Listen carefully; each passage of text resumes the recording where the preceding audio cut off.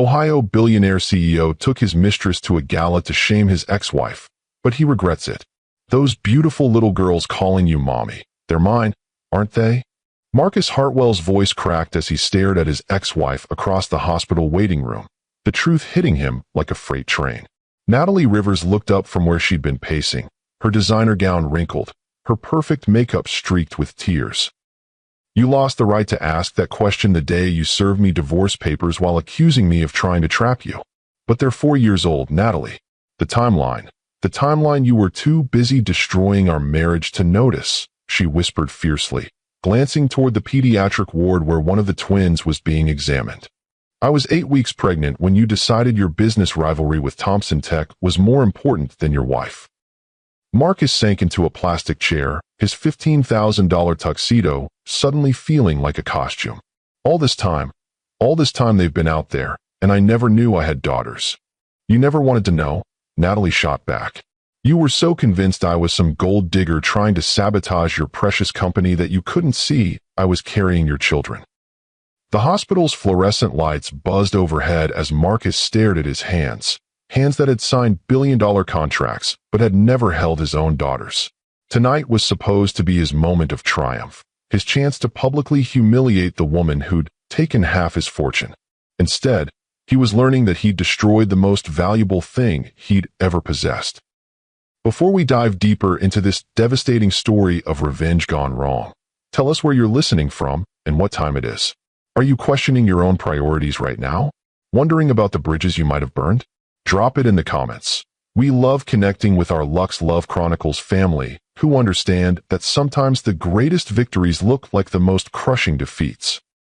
Now, let me take you back to where this life-altering night began, because what you just heard was the moment Marcus Hartwell's entire world crumbled. But to understand the magnitude of his fall, you need to see how high he thought he was flying.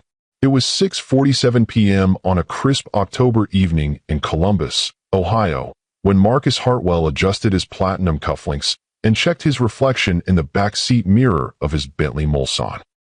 At 42, he commanded respect in every boardroom he entered. His steel gray eyes had intimidated Fortune 500 CEOs and venture capitalists across 3 continents. As founder and CEO of Hartwell Industries, he built a tech empire from a cramped garage startup to a multinational corporation worth $2.3 billion.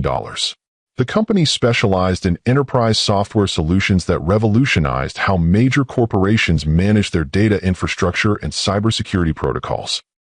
His algorithms protected banks, hospitals, and government agencies from cyber threats. His innovations had made him wealthy beyond imagination and earned him recognition as one of Forbes' 40 Under 40 business leaders. Tonight, he felt like a gladiator entering the Colosseum, ready to deliver the killing blow to an enemy who'd humiliated him in front of Ohio's elite society. "You look nervous," came a sultry voice from beside him. Vivian Cross shifted in the leather seat, her red silk dress riding up slightly as she crossed her long legs. At 24, she was everything Marcus thought he wanted: beautiful, ambitious, and completely devoted to his success. Her platinum blonde hair was styled in Hollywood waves that framed her model-perfect features, and her body was toned from daily Pilates sessions and a personal trainer who cost more than most people's monthly rent. As Hartwell Industries head of marketing, she understood his world in ways his ex-wife never had. She spoke the language of quarterly projections and market expansion. She appreciated the sacrifices required for building empire. She never complained about 18-hour workdays or emergency flights to close deals in Singapore or Stockholm. "Not nervous," Marcus replied, his voice carrying the confidence that had intimidated business rivals for decades. "Excited." Tonight, Natalie learns what happens when you try to destroy a man's life. Vivian's perfectly manicured hand found his thigh, her red nails tracing patterns against the expensive fabric of his custom Tom Ford tuxedo. And she'll see exactly what she lost when she walked away from all this. All this encompassed more than just wealth. Marcus's influence extended far beyond his bank accounts. He sat on the boards of 3 major charities, had the governor's private phone number, and could make or break political careers with a well-timed campaign contribution. His recommendation could secure someone a spot at Harvard Business School or a position at Goldman Sachs. When Marcus Hartwell wanted something to happen in Ohio, it happened. "She probably can't even afford a decent dress for tonight," Vivian continued, her voice carrying the casual cruelty of someone who'd never known real struggle. "I heard through the society grapevine that she's been living in some modest little house in Aurora, trying to make ends meet with some pathetic nonprofit work." Marcus's smile was predatory. "Perfect. The contrast will be obvious to everyone." The Bentley pulled up to the Columbus Convention Center, where Ohio's elite had gathered for the annual Elite Charity Gala. The building's neoclassical facade was bathed in golden light, with red carpet stretching from the curb to the entrance. Photographers from Columbus Monthly and Ohio Society magazines were stationed at strategic points, ready to capture the evening's most significant moments. At $10,000 per plate, it was the social event of the season, a glittering display of wealth and influence disguised as philanthropy. The guest list read like a who's who of Midwest power. Tech entrepreneurs who'd sold companies to Google and Microsoft, real estate dynasties that owned half of downtown Columbus, political families whose ancestors had shaped Ohio since statehood, and old money that traced their fortunes back to railroad and steel empires. The cause this year was children's education, which Marcus found ironically appropriate given what he planned to accomplish tonight. He'd specifically chosen this event because he knew Natalie would feel obligated to attend. She'd always been passionate about education and children's welfare, one of the many naive, idealistic streaks that had frustrated him during their marriage. "Remember," he said to Vivian as their chauffeur opened the door, "we're here to make a statement. I want every person in that room to see that Marcus Hartwell doesn't just survive betrayal, he thrives. I want them to see what success actually looks like." Vivian's smile was sharp as a blade, her white teeth perfect against her scarlet lipstick. "Don't worry, darling. By the end of tonight, everyone will know exactly where they stand in the hierarchy." The ballroom was a masterpiece of opulence that spoke to old money sensibilities and new money ambitions. Crystal chandeliers imported from Austria cast rainbow patterns across Italian marble floors, while floor-to-ceiling windows offered panoramic views of the Columbus skyline. The city lights twinkled like earthbound stars, creating a backdrop that photographers would fight over all evening. Round tables draped in ivory silk seated 10 guests each, with centerpieces of white orchids flown in from Thailand that morning. Each place setting featured Waterford crystal, Hermes china, and sterling silver cutlery that caught the light with every movement. The overall effect was designed to remind attendees that they were among Ohio's most privileged citizens, gathered for the noble purpose of helping those less fortunate. Marcus made his entrance with the calculated precision of a man who understood that power was as much about perception as reality. His Tom Ford tuxedo was custom-tailored to emphasize his athletic build, maintained through daily 5 a.m. workouts with a former Navy SEAL personal trainer. His dark hair, touched with distinguished silver at the temples, was perfectly styled by a barber who flew in from New York specifically for important events. The Patek Philippe Nautilus on his wrist cost $180,000, more than most people's houses, but it wasn't just about the price tag. It was about the statement. The watch represented exclusivity, taste, and the kind of success that couldn't be faked or bought quickly. Only people who truly understood luxury would recognize its significance. But it was Vivian who drew the stares. Her crimson dress was a work of art designed by Valentino's head couturier, created specifically for her figure and this event. The color was chosen strategically, bold enough to command attention, but sophisticated enough to avoid seeming desperate. Every line and curve was calculated to make other women envious and other men regretful about their own companions. Every eye in the room tracked their movement as they navigated toward their table near the front, a power position Marcus had specifically requested through his assistant's careful coordination with the event planners. He nodded to acquaintances with the casual confidence of someone accustomed to being the most important person in any room. "Marcus Hartwell," came a smooth voice behind them. "I was wondering if you'd show tonight, given the circumstances." Marcus turned to find Robert Thompson, CEO of Thompson Tech and his biggest business rival. The man's smile was political, all surface charm with calculation underneath. Thompson was older, perhaps 55, with the kind of weathered handsomeness that came from decades in boardrooms and on golf courses. His tuxedo was immaculate, but Marcus noted with satisfaction that it was off the rack, not custom-tailored. "Robert, still trying to poach my clients with inferior technology, I see. Just offering superior service at competitive prices," Thompson replied, his eyes lingering on Vivian with obvious appreciation. "Though I see you've been making some interesting personnel decisions lately. Mixing business with pleasure can be complicated." The comment had multiple layers. Thompson knew about Marcus's relationship with Vivian, knew it violated the company's fraternization policies, knew it gave ammunition to competitors who wanted to paint Marcus as unprofessional. But Marcus also heard jealousy beneath the criticism. Vivian stepped closer to Marcus, her body language clearly marking territory. Her smile was devastating as she extended her hand. "Mr. Thompson, how lovely to see you again. I trust your quarterly projections are meeting expectations?" The question was innocent on the surface, but loaded with insider knowledge that shouldn't have been accessible to a marketing director.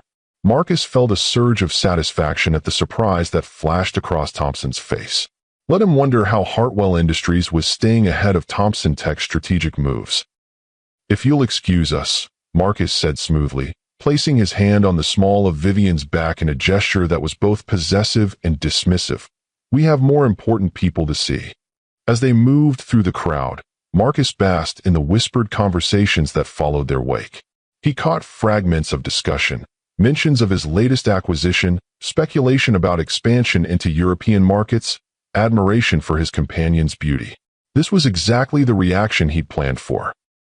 He'd orchestrated this moment for 18 months, ever since Natalie had walked away with half his assets and left him feeling like a fool in front of Ohio's business community. The divorce had been messy, public, and humiliating. She'd accused him of caring more about business than their marriage, of treating her like an employee rather than a wife, of being emotionally unavailable and psychologically abusive. The accusations had stung because they contained enough truth to be believable. Marcus had worked 18-hour days, had missed anniversaries for board meetings, had expected Natalie to understand that building an empire required sacrifices from both partners. He genuinely believed she would appreciate the lifestyle his success provided: the mansion in Upper Arlington, the vacation home in Kiowa Island, the private jet for spontaneous trips to Paris or Napa Valley. Instead, she'd claimed to be lonely in their marble palace, surrounded by luxury, but starved for attention and affection. She'd wanted children. He'd wanted to wait until the company reached certain revenue milestones. She'd wanted quiet dinners at home. He'd wanted to attend networking events and client entertainment functions. She'd wanted a husband. He'd wanted a supportive partner who understood that business came first. Tonight, she would see him with a beautiful younger woman who appreciated his ambition, understood his priorities, and never complained about the demands of building and maintaining an empire. She would realize what she'd given up when she'd chosen to destroy their marriage over petty emotional needs. "There's Senator Williams," Vivian murmured, pointing toward a distinguished man near the bar surrounded by a small cluster of admirers. "He's been very interested in our cybersecurity division's government contracts." Later, Marcus replied, scanning the room with predatory focus. "First, I want to find my dear ex-wife and introduce her to my new reality." But as minutes passed, Natalie was nowhere to be seen. Marcus had expected her to slink in quietly, probably wearing something modest and forgettable from a department store, maybe accompanied by whatever friend had agreed to be her plus one for such an intimidating social event. Maybe she didn't come, Vivian suggested, though something in her tone suggested she didn't quite believe it. Maybe she realized she'd be out of her league here.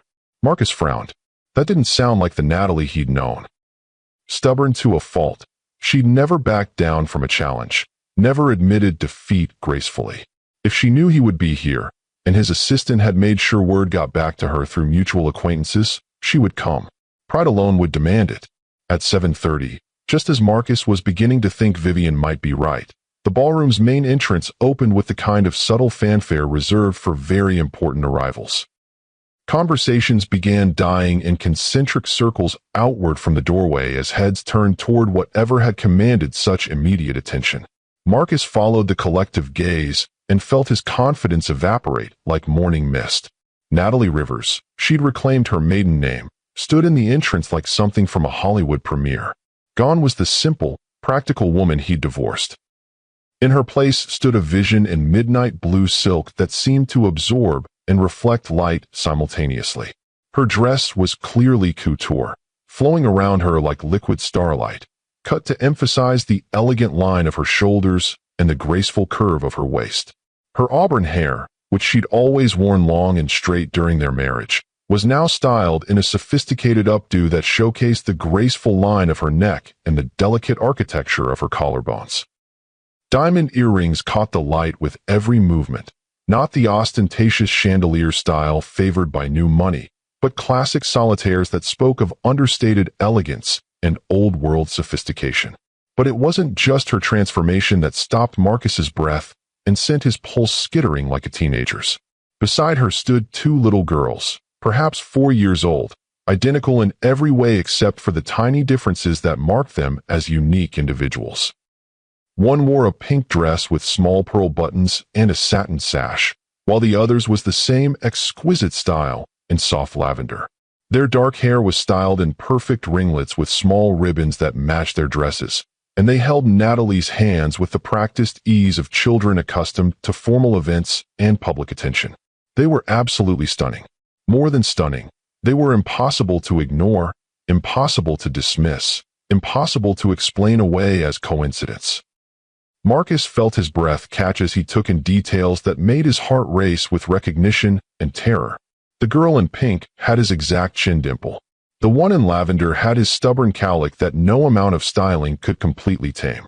Both had his dark hair color and the particular way his eyebrows drew together when they were thinking seriously.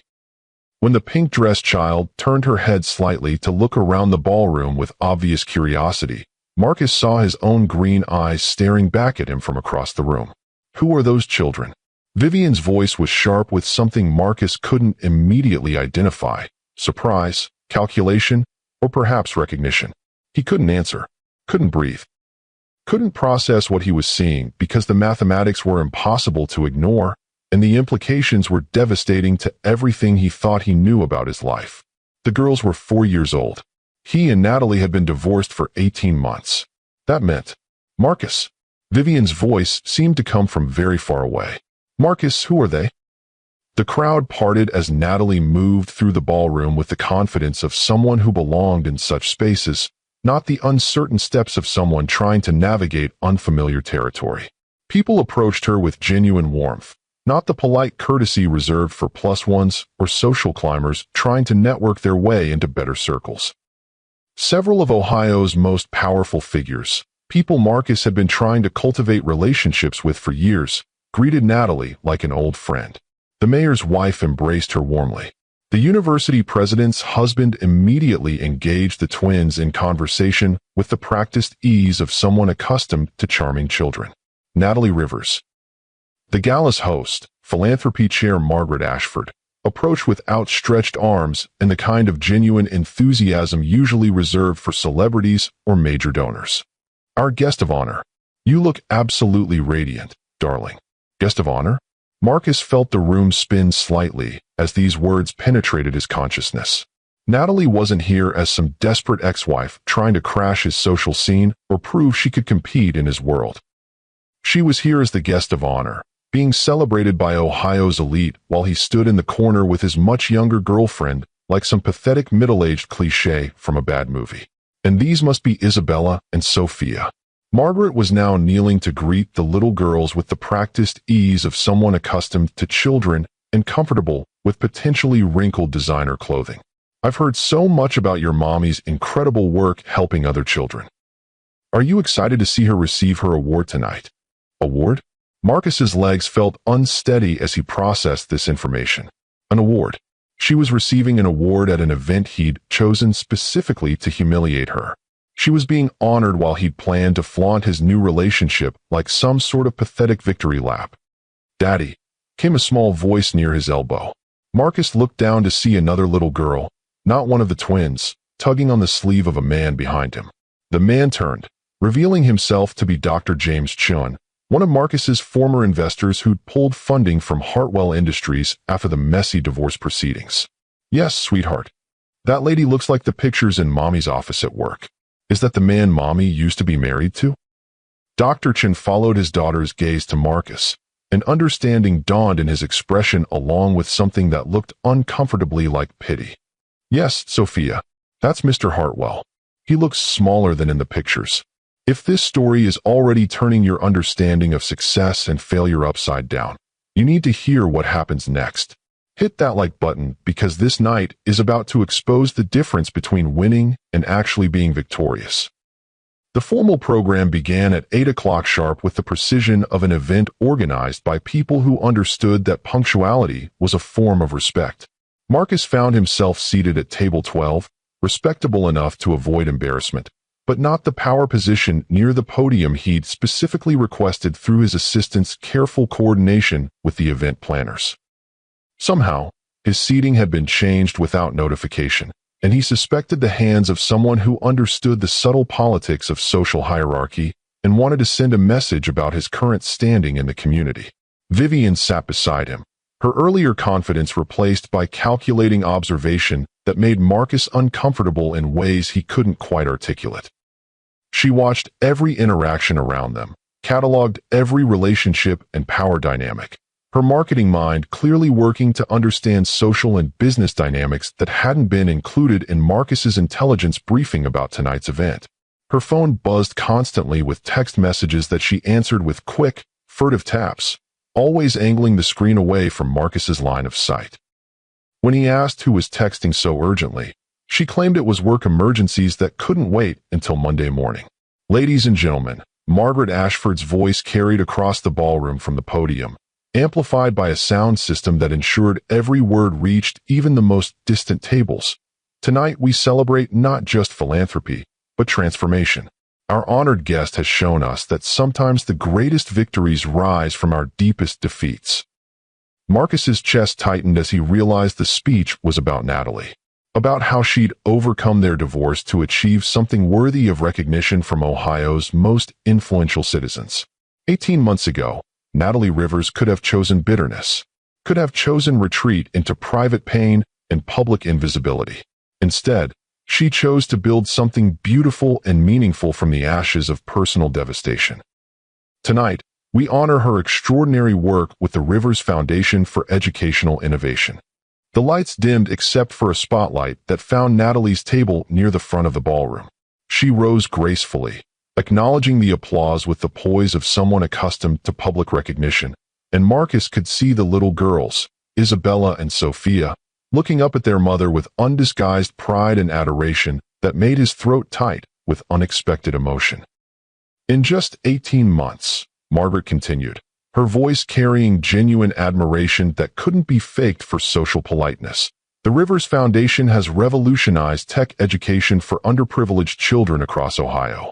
Using innovative software platforms and hands-on learning experiences that bridge digital divides, Ms. Rivers has created educational opportunities for over 50,000 children who previously had no access to quality STEM education. Marcus felt the blood drain from his face as the magnitude of this achievement hit him. 50,000 children. In 18 months. While he'd been focused on quarterly profits and market share expansion, his ex-wife had built something that actually changed lives on a massive scale. His own company's corporate social responsibility initiatives were tax write-offs and public relations gestures, donations to established charities and sponsorships of youth sports teams that got his company's name on uniforms and in local newspapers. Natalie had created an entirely new nonprofit organization from scratch and scaled it to impact tens of thousands of lives. But perhaps most remarkably, Margaret's voice grew warmer with genuine respect. Ms. Rivers accomplished this transformation while raising her twin daughters as a single mother, proving that true strength isn't about what you build for yourself, it's about what you build for others, especially when you're starting from ground zero. The applause was thunderous, sustained, and clearly heartfelt rather than merely polite. Marcus watched as Natalie made her way to the podium, her daughters remaining at their table with what appeared to be a trusted caregiver who was obviously accustomed to such events. Natalie moved with the confidence of someone who belonged in this spotlight, not someone uncomfortable with attention or unprepared for public speaking. At the podium, She paused for a moment, her eyes scanning the crowd until they found Marcus's table. For just an instant, their gazes locked across the room, and he saw something in her expression that made his stomach drop with the force of recognition. Not anger, not hurt, not the bitterness he'd expected and perhaps hoped for. Pity. She pitied him. "Thank you." Natalie's voice carried clearly through the sound system, professional and composed in a way that reminded Marcus of why he'd fallen in love with her intelligence and grace in the first place. 18 months ago, I found myself at a crossroads that I'm sure many of you can relate to. I could choose to be defined by what I'd lost, or I could choose to be defined by what I could build. Marcus realized with growing horror that she was talking about their divorce. In front of Ohio's elite. In front of his business rivals and social contacts. In front of people whose opinions could make or break careers in this state. I chose to build. Not for myself, but for Isabella and Sophia, my daughters, who deserve to see their mother as someone who lifted others up rather than someone who tore others down. The words were delivered with perfect grace and measured cadence, but Marcus heard the steel beneath them. This wasn't just a speech, it was a masterclass in dignity, a public lesson in how real strength operated when faced with devastating personal setbacks. The River's foundation exists because every child deserves the same opportunities that privilege provides. Every child deserves to see technology not as something exclusive and intimidating, but as something that can transform their future and break cycles of poverty that have persisted for generations. As she spoke, Marcus began to realize the scope of what she'd accomplished. The foundation wasn't just a charity, it was a comprehensive educational ecosystem.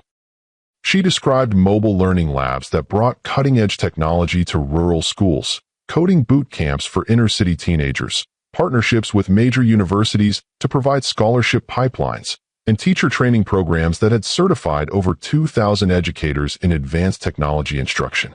"We've learned that education isn't just about providing information," Natalie continued, her voice growing stronger with passion for her subject.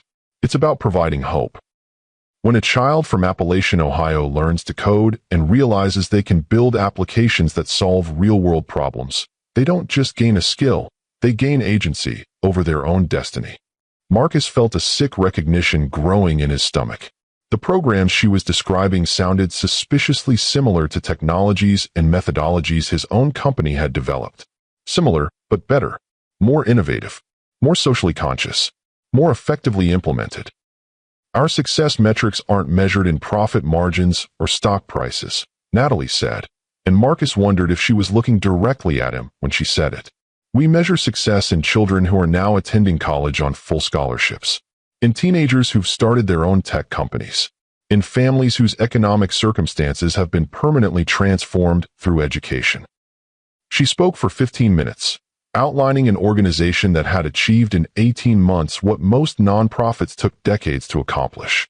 She talked about partnerships with Google and Microsoft to provide free software licenses, collaborations with Stanford and MIT to develop curriculum, and a waiting list of schools across 3 states begging to join the program.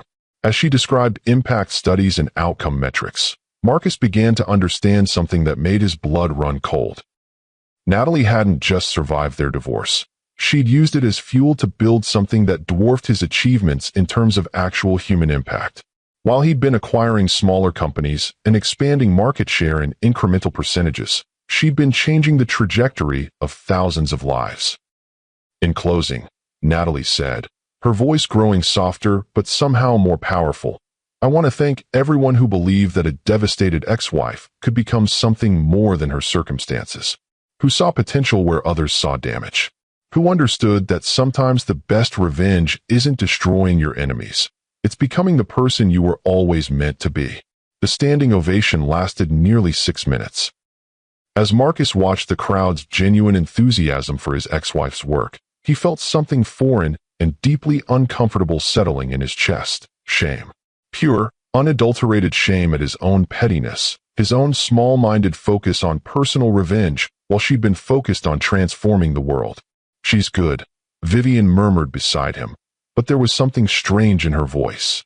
Something that didn't sound like admiration or even professional respect. Marcus turned to study his girlfriend's profile in the dim lighting. He could see her fingers dancing across her phone screen again, typing rapidly with the urgency of someone managing a crisis or coordinating a complex operation. Who was she texting during the most important moment of the evening? What could possibly be more important than the social and professional implications of what they were witnessing?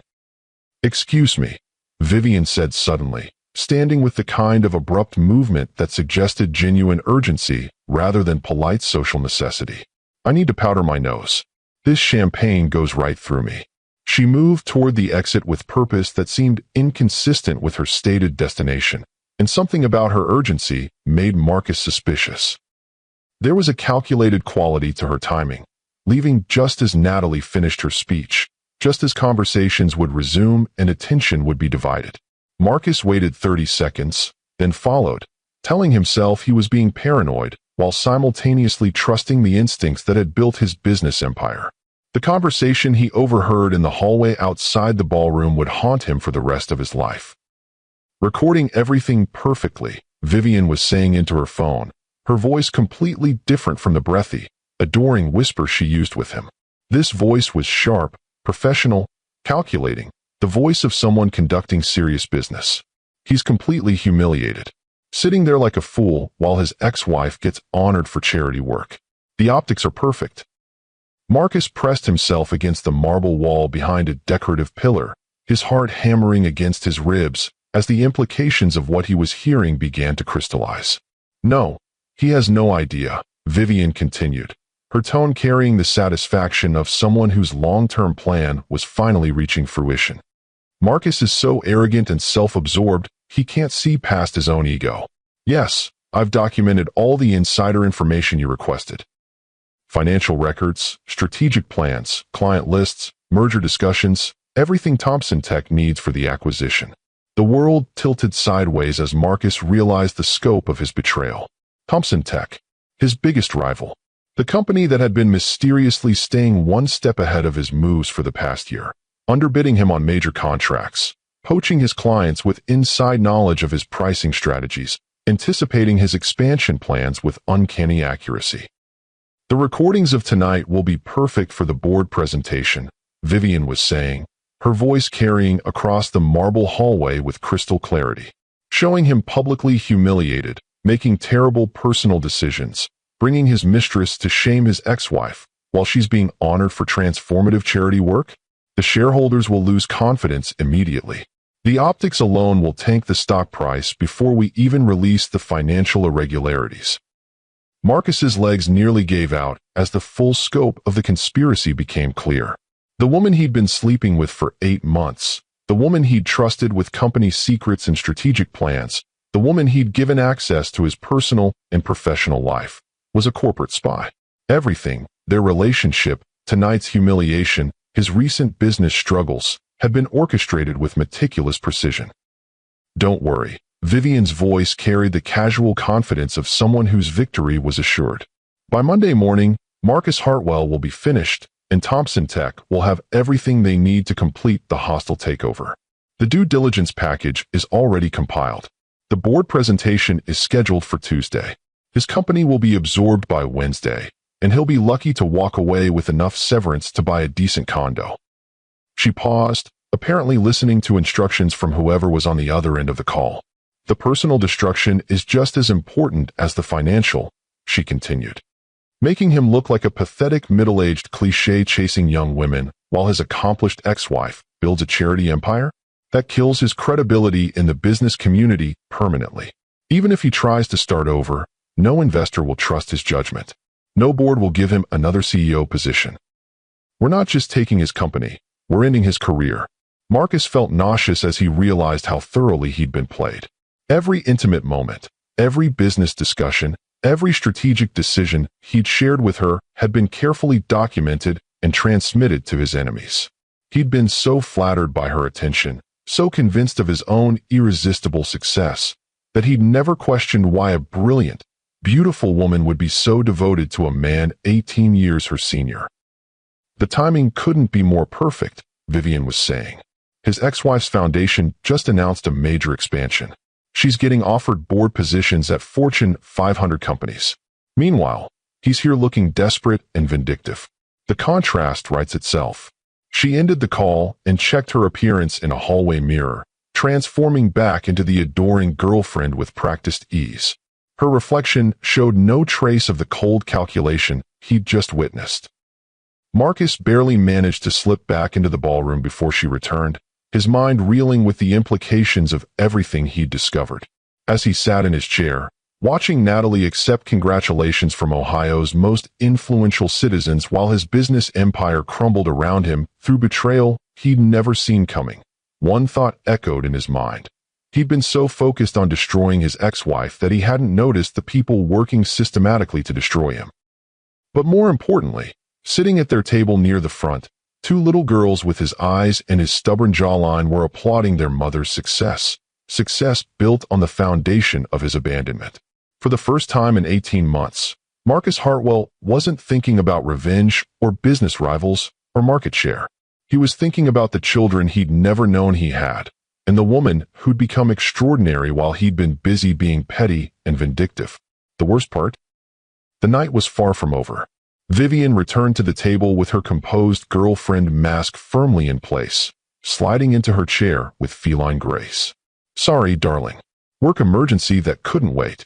"What kind of emergency?" Marcus asked, his voice carefully neutral despite the rage burning in his chest. "Oh, just some client concerns about the quarterly projections. You know how nervous investors get when numbers don't align perfectly with expectations." Her smile was perfectly innocent, but Marcus now heard the double meaning in every word. As the gala moved into its social hour, with guests mingling between tables and continuing conversations over premium champagne and artisanal hors d'oeuvres, Marcus found himself watching Natalie from across the room with new eyes. She moved through the crowd with the confidence of someone who belonged in such spaces, engaging in meaningful conversations rather than empty networking chatter. He watched her kneel down to listen when children approached her, saw her laugh genuinely at something the university president's wife said, observed her gracefully deflecting what appeared to be romantic interest from several successful single men who clearly recognized her worth. And through it all, Isabella and Sophia remained close to their mother, perfectly behaved, but clearly comfortable in this adult world. They answered questions from curious adults with articulate responses that suggested careful coaching and natural intelligence. When the mayor's granddaughter approached them, they included her in their conversation with the kind of social grace usually developed through years of practice. "Those children are remarkably well-behaved," commented Mrs. Patterson, the wife of Ohio's lieutenant governor, as she paused at Marcus's table. "And so articulate for their age. Natalie has done an extraordinary job raising them." "Yes," Marcus managed, his voice strained. "They're remarkable. Such a pity their father isn't in the picture," Mrs. Patterson continued, apparently unaware of Marcus's identity in relation to the children. "Though I suppose given Natalie's success, she's probably better off without whatever complications that relationship might have brought." The comment hit Marcus like a physical blow. His own absence from his daughter's lives was being discussed as a positive thing, as something that had allowed them to thrive rather than something that had deprived them of opportunities or love. "Excuse me," he said abruptly, standing from the table. "I need some air." But as he moved toward the ballroom's terrace doors, a commotion near Natalie's table caught his attention. Isabella, the twin in the pink dress, had suddenly swayed in her chair. Even from across the room, Marcus could see that something was wrong. The child's face had gone pale, and she was leaning heavily against her sister while pressing a small hand to her stomach. Natalie noticed immediately, her mother's instincts overriding everything else.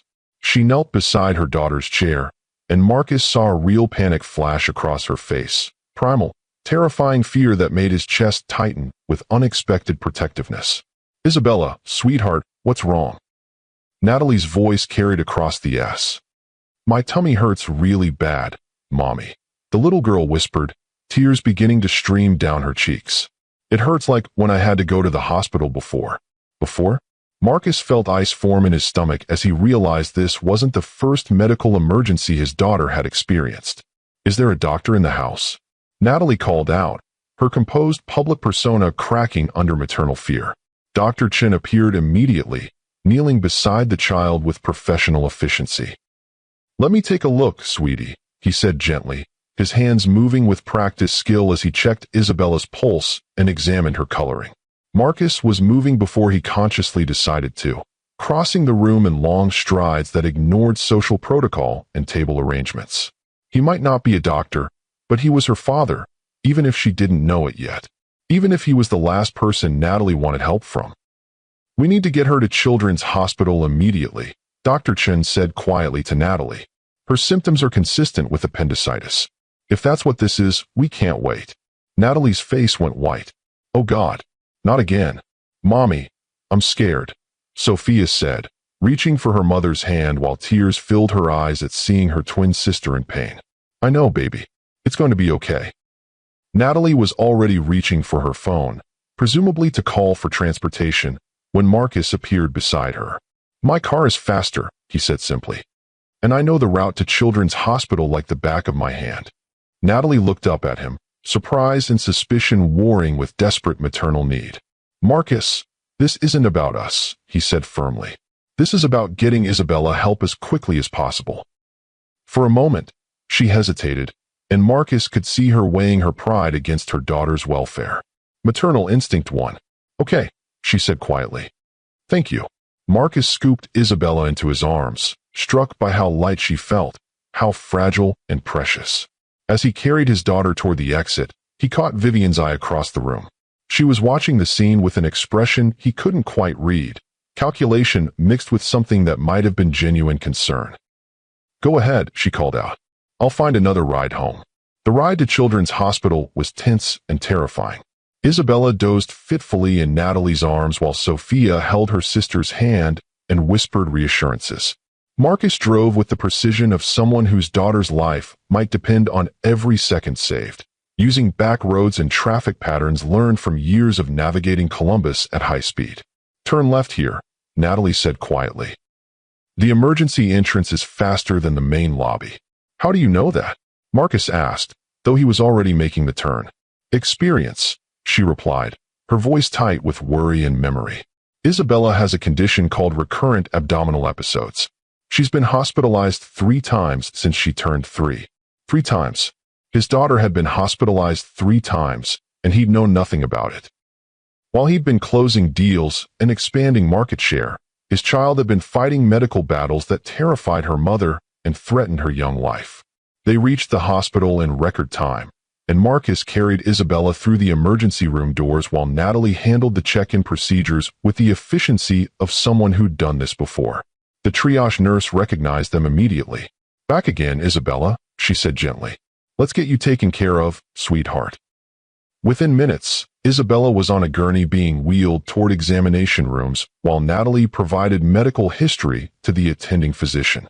Marcus found himself relegated to the waiting room with Sophia, who was trying very hard to be brave for a 4-year-old who'd just watched her twin sister disappear behind hospital doors. "Is Isabella going to be okay?" Sophia asked, climbing into the chair beside Marcus with the trusting innocence of a child who assumed all adults could provide comfort and answers. Marcus looked down at his daughter, and felt his heart break a little. "The doctors here are very good at taking care of little girls," he said carefully. "They're going to make sure Isabella feels better." "Mommy says Isabella has a sensitive tummy because she's special," Sophia continued, apparently finding comfort in conversation. "But I think all tummies should work the same way." "That's a very smart observation," Marcus replied, struck by her logical thinking processes. They sat in uncomfortable plastic chairs under fluorescent lights that made everyone look pale and tired. The pediatric waiting room was decorated with cheerful murals and stocked with toys and books, but nothing could disguise the underlying anxiety that permeated hospital spaces. 20 minutes later, Natalie emerged from the treatment area looking exhausted but relieved. "It's not appendicitis," she announced. "Just a severe gastric episode related to her condition. They're giving her medication and keeping her for observation overnight." "Can we see her?" Sophia asked immediately. "In a few minutes, baby. She's sleeping right now." Natalie sank into a chair across from Marcus, and for the first time since their divorce, they were alone together without anger or lawyers or public scrutiny between them. The hospital's harsh lighting revealed the stress lines around her eyes, The exhaustion that came from single parenting a medically complex child while building a non-profit empire. She has gastroparesis, Natalie said quietly, apparently deciding that the father of her children deserved some explanation. It's a condition where the stomach muscles don't work properly. Food doesn't digest normally, which causes episodes like tonight. Is it serious? It can be. She's been hospitalized for dehydration and malnutrition when the episodes are severe. She takes medication daily and has to follow a very specific diet. Natalie's voice was matter-of-fact, but Marcus heard the underlying fear of a mother who'd learned to manage a chronic condition that could turn dangerous without warning. How long has she had this? Since she was 18 months old, right around the time our divorce was finalized. The timing hit Marcus like a physical blow. While he'd been celebrating his freedom from marriage and focusing on expanding his business internationally, his daughter had been developing a chronic medical condition that required constant vigilance and care. The medical bills, he began, are handled, Natalie said firmly. I have excellent insurance through the foundation, and Isabella's condition is well managed now that we understand it. Marcus stared at her, recognizing the pride and independence that had attracted him to her in college, but also seeing something new, a strength forged through necessity, through being solely responsible for everything in her children's lives. Natalie, he said quietly, those beautiful little girls calling you mommy, they're mine, aren't they?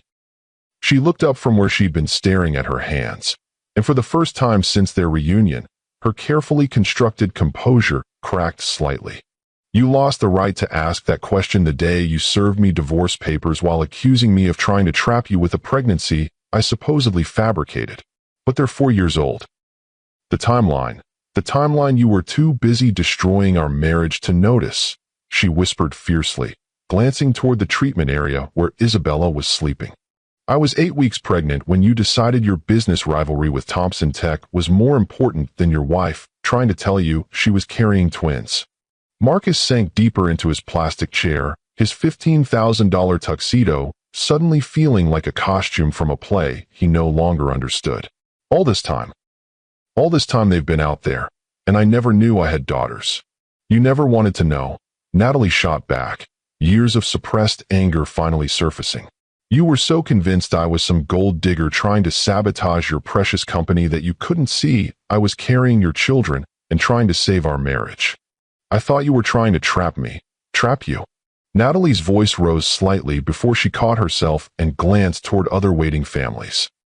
Marcus, I was trying to share the most incredible news of our lives with you.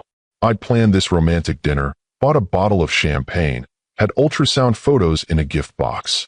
But you came home ranting about Thompson Tech's latest bid and how you suspected corporate espionage. And when I tried to tell you about the pregnancy, you accused me of trying to distract you from important business. The memory came flooding back with painful clarity. He'd been consumed with paranoia about business rivals, convinced that someone was feeding inside information to his competitors. When Natalie had tried to have a serious conversation about their future, he dismissed it as poor timing and emotional manipulation. You said the timing was suspicious, Natalie continued, her voice thick with old pain. That it was convenient how I wanted to discuss family expansion right when you were dealing with corporate threats. You actually suggested I might be working with your competitors to destabilize your focus. Marcus felt sick as he remembered his accusations, his paranoid ranting about loyalty and trust. He'd been so convinced that everyone was plotting against his business success that he'd destroyed the most important relationship in his life. I tried to show you the ultrasound photos, Natalie whispered. You were on the phone with lawyers, and you told me whatever I was selling could wait until you dealt with real problems. Natalie, 3 days later, you had divorce papers delivered to my office, she continued relentlessly. At my job, in front of my colleagues, with a note saying you'd realized I wasn't the partner you needed for your level of success. The fluorescent lights buzzed overhead as Marcus confronted the full scope of what he'd destroyed. He'd been so focused on protecting his business empire that he'd obliterated his actual family before he even knew it existed. I called you, Natalie said quietly, after the papers were served. I tried one last time to tell you about the pregnancy. Your assistant said you were in Singapore closing the Thompson deal and couldn't be disturbed for personal matters. The Singapore deal, Marcus repeated hollowly. The contract that had launched his international expansion, the triumph he'd celebrated while his pregnant ex-wife had been trying to reach him from halfway around the world. By the time you came back 6 weeks later, I'd already moved out of our house. I'd started the divorce proceedings you wanted, and I'd decided that my children deserved better than a father who saw them as obstacles to his success. Children, Marcus said numbly. Twins, Isabella and Sophia. Born at 36 weeks because the stress of the divorce triggered early labor. They spent 3 weeks in the NICU while you were in Germany expanding your European operations. Each revelation was another knife to his chest. While he'd been conquering international markets and building his empire, his daughters had been fighting for their lives in a hospital room he'd never seen. Why didn't you tell me after they were born? Why didn't you demand child support or custody arrangements? Natalie was quiet for a long moment, staring at the pediatric ward doors where their daughter was sleeping. Because you'd made it clear that you saw family as a threat to your ambitions. Because I didn't want my children growing up feeling like burdens or complications in their father's grand plans. Because I wanted them to know they were wanted and treasured, not tolerated. But the money, raising twins alone, was my choice, Natalie said firmly. I used my half of our divorce settlement to start the foundation. I worked 18-hour days while they napped, built partnerships while they played, created programs that would change thousands of lives while making sure my own children felt secure and loved. Marcus stared at her, beginning to understand the magnitude of what she'd accomplished. She hadn't just survived his abandonment. She'd transformed it into fuel for building something extraordinary. While he'd been focused on acquiring companies and expanding profits, she'd been changing the world and raising his children simultaneously. They don't know, he said quietly, about me. They know their father wasn't ready to be a dad when they were born, Natalie replied carefully. They know that sometimes adults make different choices about what's important to them, but they also know they're loved completely by the parent who stayed. The conversation they're about to have will determine if this family has any chance of healing. Are you feeling the emotional weight of this moment? Drop a comment below about second chances. Do you believe people can truly change? Before Marcus could respond, a nurse appeared with news that Isabella was awake and asking for her mother and sister. They were allowed brief visits, and Marcus found himself standing in a hospital room, looking down at his daughter for the first time as her father. Isabella looked so small in the hospital bed, connected to an for that made her seem fragile and vulnerable. But her eyes, his eyes, were alert and curious as she studied this stranger who'd apparently helped bring her to the hospital. "Are you the man from the fancy party?" she asked in a small but clear voice. "Yes," Marcus replied, his throat tight with emotion. "My name is Marcus. How are you feeling, sweetheart?" "Better," she said simply. "My tummy doesn't hurt as much now. Thank you for helping Mommy bring me to the hospital." The simple gratitude from his daughter nearly destroyed his composure. His child, was thanking him for the basic act of helping her get medical care, something that should have been his automatic responsibility as her father. "You don't need to thank me," he said gently. "I'm just glad you're feeling better." Sophia climbed onto the hospital bed beside her sister with the practiced ease of someone who'd done this before. "Isabella, this is the man who built the really tall buildings. Remember from the book at school? You build buildings?" Isabella asked, her interest perking up despite her medical situation. "I do," Marcus confirmed. "I design them and figure out how to make them strong and safe. Like Legos." "Exactly like Legos, but much bigger." "Cool," Isabella said with the simple acceptance of childhood. "Maybe someday you can show us how to build really tall Lego buildings." "I'd like that very much," Marcus replied, meaning it with every fiber of his being. As they prepared to leave the hospital, Isabella would be discharged in the morning. Marcus realized his phone had been buzzing constantly with urgent messages. When he finally checked it, his blood ran cold. 17 missed calls from his CFO, 23 urgent text messages, an email marked "Crisis, immediate response required." The markets had opened in Asia, and somehow, details of Hartwell Industries' financial irregularities had been leaked to major financial news outlets. Stock prices were in free fall. Emergency board meetings were being called. Investors were demanding explanations for accounting discrepancies that Marcus had never seen before. "What is it?" Natalie asked, noting his expression. My company, Marcus said hollowly. Someone's destroying it. Tonight, while I was focused on trying to humiliate your ex-wife, Natalie finished quietly. Yes, Marcus admitted. While I was planning petty revenge, someone was systematically destroying everything I'd built. His phone rang, displaying his CFO's number. Marcus answered, stepping into the hallway for privacy. Marcus, where the hell have you been? Came the panicked voice. We've got a crisis that could sink the entire company. Someone leaked detailed financial information to Reuters and the Wall Street Journal. They're reporting accounting irregularities, insider trading allegations, and corporate governance violations I've never heard of. That's impossible, Marcus said, though his stomach was already dropping as he remembered Vivian's phone conversation. Our books are clean, not according to these documents. Someone has internal emails, board meeting minutes, financial projections that show deliberate misrepresentation to shareholders. Marcus, this looks like a coordinated attack designed to destroy our credibility and tank the stock price. Thompson Tech, the hostile takeover Vivian had mentioned. While Marcus had been playing romantic games with a woman he thought was devoted to him, she'd been systematically documenting everything needed to destroy his company and hand it to his biggest rival. There's more, his CFO continued. Thompson Tech announced an acquisition offer 20 minutes ago. They're proposing to buy Hartwell Industries at 30% below last week's market value, claiming they're doing us a favor by acquiring a financially distressed company. Marcus closed his eyes, leaning against the hospital wall as the full scope of his destruction became clear. He'd been so focused on winning a personal battle against his ex-wife that he'd lost the corporate war entirely. The board is meeting tomorrow morning, his CFO continued. If we can't provide explanations for these allegations, they're likely to recommend accepting Thompson's offer. We'd lose everything, Marcus. Everything we built. Marcus looked through the hospital room window at Natalie helping their daughters gather their things, and for the first time in his adult life, he found himself faced with a choice that had nothing to do with profit margins or market share. He could race back to Columbus, spend the night and the next several days fighting to save his company, trying to rebuild his reputation and salvage his business empire. He could probably find ways to discredit Vivian's evidence, hire expensive lawyers, and perhaps even survive the attempted takeover. Or he could stay here, in this hospital, with the family he'd never known he had, and finally try to be the father his daughters deserved. Schedule the board meeting for Tuesday, Marcus said quietly into the phone. I'll be there. Tuesday? Marcus, this is happening now. Every hour we delay gives Thompson more ammunition. Tuesday, Marcus repeated firmly.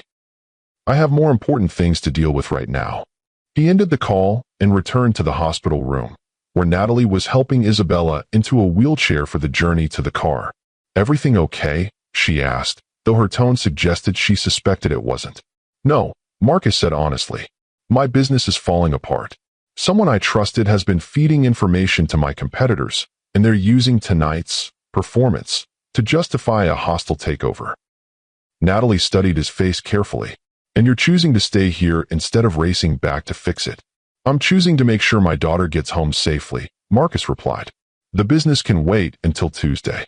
Something shifted in Natalie's expression, surprise, perhaps, or the beginning of respect for a priority system she'd never seen him demonstrate before. Marcus, she said carefully, you don't have to. Yes, I do, he interrupted gently. I've missed 4 years of my daughter's lives because I thought business was more important than family. I'm not missing another moment. As they helped Isabella into Marcus's car for the drive back to Natalie's house, he realized this might be the most expensive decision he'd ever made. By Tuesday, he might not have a company left to save. His business empire might be reduced to rubble, his reputation destroyed, his financial future uncertain. But for the first time in years, Marcus Hartwell was exactly where he belonged. The drive to Natalie's house in Aurora was quiet except for the twins' sleepy chatter in the back seat. Isabella was feeling much better thanks to the hospital's medication, and Sophia was relieved to have her sister back to normal. They discussed their favorite parts of the fancy party, marveled at the beautiful dresses and chandeliers, and debated whether the tiny sandwiches or the chocolate fountain had been more impressive. Marcus found himself smiling at their innocent observations, struck by how these children could find joy and wonder even in the midst of medical scares and adult drama they didn't fully understand.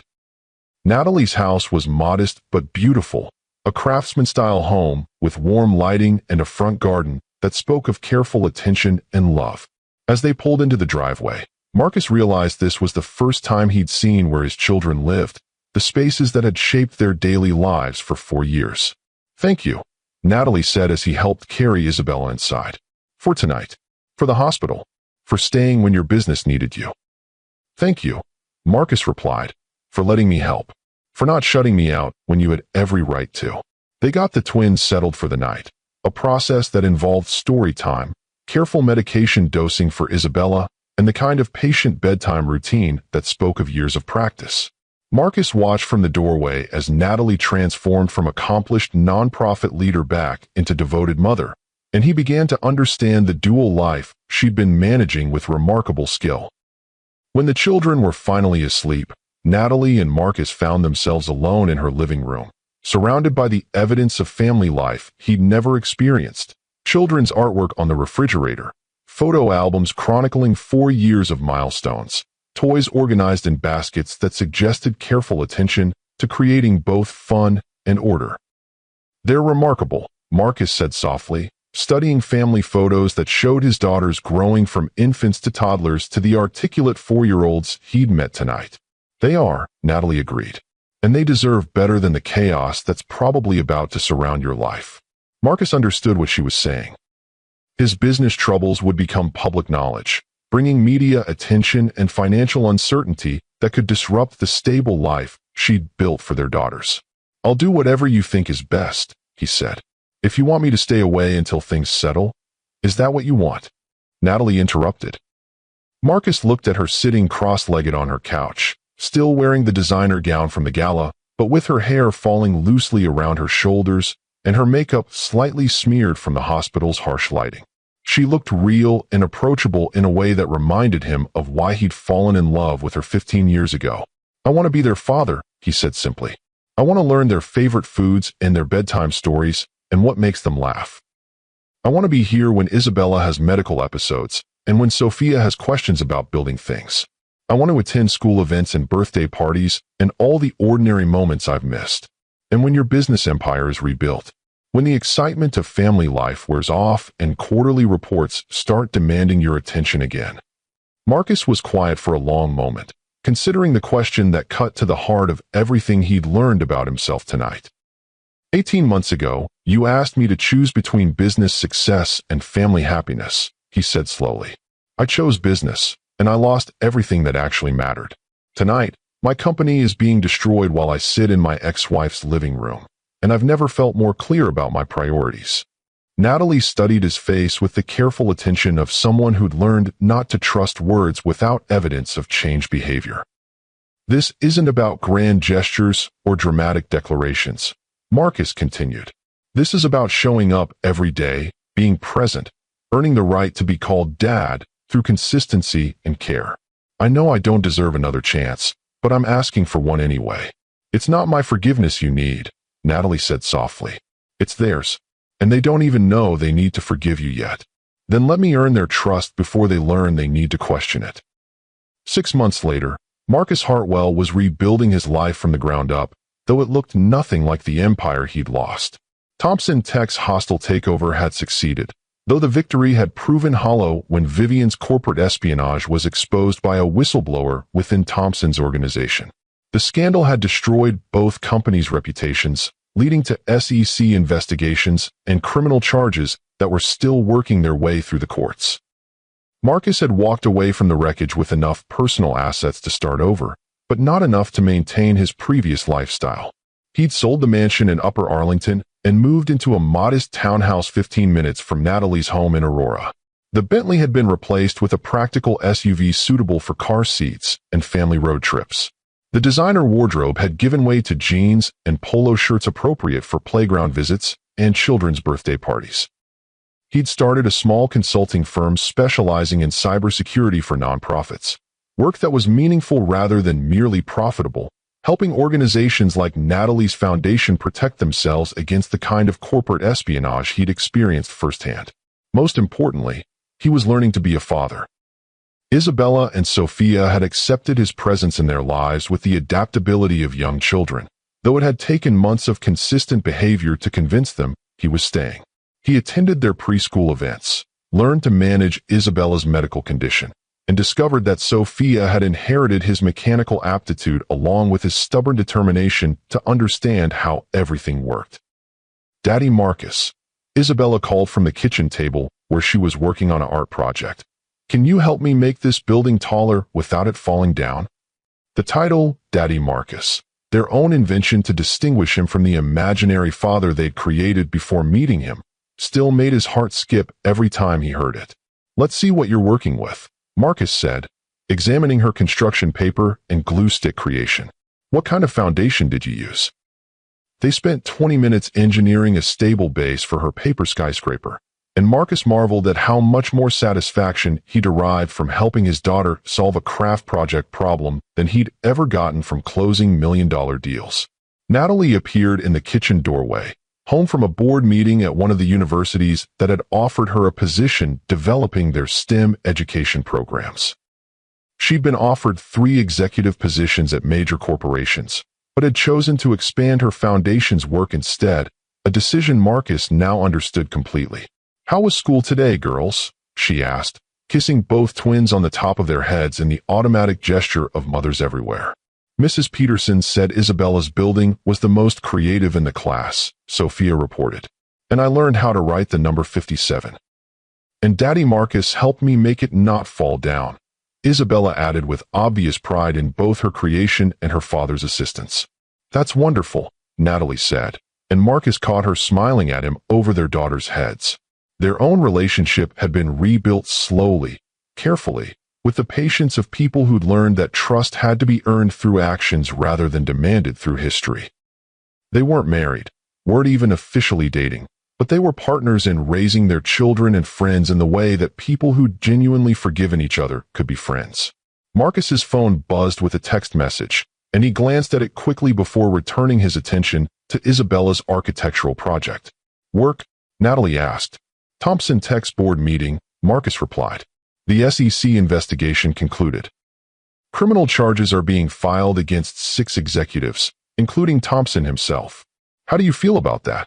Marcus considered the question while helping Isabella add paper windows to her skyscraper. 6 months ago, he would have felt vindicated, triumphant, eager for his enemy's destruction. Now, he mostly felt sad for the families that would be affected by their choices. "I feel grateful," he said finally. "If Thompson hadn't destroyed my company, I might never have learned what actually matters." "And Vivian?" "Cooperated with investigators in exchange for immunity. She's apparently working as a paralegal in Portland now." Marcus shrugged. "I hope she's happy." Natalie raised an eyebrow at his lack of bitterness. "Holding on to anger about past betrayals is a luxury I can't afford," Marcus explained. "I'd rather spend that energy on building something better." That evening, after dinner and baths and bedtime stories, Marcus and Natalie found themselves alone on her back deck, watching the sunset paint the sky in brilliant oranges and purples. "I have something to tell you," Natalie said, her voice carrying a nervous excitement that made Marcus's pulse quicken. "Good news or bad news?" "Good news, I think. The foundation has been invited to expand internationally. UNESCO wants us to develop programs for schools in developing countries. It would mean travel, probably relocating to Geneva for a year, managing operations across 3 continents. Marcus felt his chest tighten as he realized what she was telling him. This was the opportunity of a lifetime for her professionally, the chance to impact millions of children's lives instead of thousands. It was also potentially the end of the family relationship they'd been carefully building. That's incredible, Natalie. You've dreamed of something like this. I have, she admitted. But I've also been dreaming of something else. What's that? She turned to face him fully, and in the sunset light, Marcus saw something in her expression that made his heart race with possibility. I've been dreaming of doing it with a partner. Someone who understands both the mission and the sacrifices required. Someone who could help expand the cybersecurity and technology infrastructure side, while I focus on curriculum development, and implementation. Marcus stared at her, hardly daring to believe what she seemed to be suggesting. "Are you offering me a job?" he asked carefully. "I'm offering you a partnership," Natalie replied. "Professional and personal. If you're interested in building something meaningful together. What about the girls? What about their stability and their medical care? And Marcus," Natalie interrupted gently. "The girls' stability comes from having parents who love them and each other. Everything else is logistics." Marcus looked through the deck doors at the house where his daughters slept peacefully, then back at the woman who transformed from his greatest regret into his most treasured possibility. "Are you sure?" he asked. "Are you sure you trust me with something this important to you?" "I'm sure I trust the man you've become," Natalie replied. "The man who chose a hospital waiting room over a board meeting. The man who learned to braid hair and read bedtime stories and make paper buildings stable. The man who puts his daughter's medical appointments in his calendar before business meetings." She reached for his hand, and Marcus felt the same electric connection that had drawn them together 15 years ago, tempered now by the wisdom of people who'd learned what love actually required. Besides, she continued with a smile that held all the warmth and possibility of their shared future, Isabella and Sophia are going to need someone to teach them how to build really tall buildings in all those countries we'll be visiting. Marcus kissed her then, soft and gentle and full of gratitude for second chances and the possibility of redemption. When they broke apart, both were smiling. "Partners," he said. "Partners," Natalie agreed. 1 year later, the Morrison Rivers family stood together in the Geneva offices of the Rivers Foundation for Global Educational Innovation, watching as their latest program launched in schools across 12 countries simultaneously. Isabella and Sophia, now fluent in French and fascinated by international travel, helped their parents cut the ribbon for the opening ceremony. "Look, Daddy Marcus," Sophia said, pointing to the world map that showed program locations in bright red dots across 6 continents. "We're helping kids everywhere learn how to build things." "We certainly are, sweetheart," Marcus replied, lifting her up so she could see the map better. "What do you think? Should we add more red dots?" "All of them," Isabella declared with the ambitious certainty of a 5-year-old who'd learned that her parents specialized in making impossible things happen. "Every kid should know how to build things and make computers work and help other people." Marcus exchanged a look with Natalie over their daughters' heads, a look that held shared pride, mutual respect, and the quiet satisfaction of people who'd learned that the greatest success was measured not in dollars earned, but in lives changed. If this story reminded you that it's never too late to choose love over revenge, hit that subscribe button and share this with someone who needs to remember that the best revenge is becoming a better person. What's the most important lesson Marcus learned from his journey? Drop it in the comments below, and remember, real strength isn't about destroying others. It's about building something beautiful from the ashes of your mistakes. The truest measure of success isn't what you can afford to buy, it's what you're willing to give up for the people you love. Marcus Hartwell discovered that when you choose family over empire, you don't lose everything. You finally find it. This has been another story from Lux Love Chronicles with Mr. Wentworth, where love always finds a way and second chances can transform everything. Until next time, remember that it's never too late to become the person your children need you to be.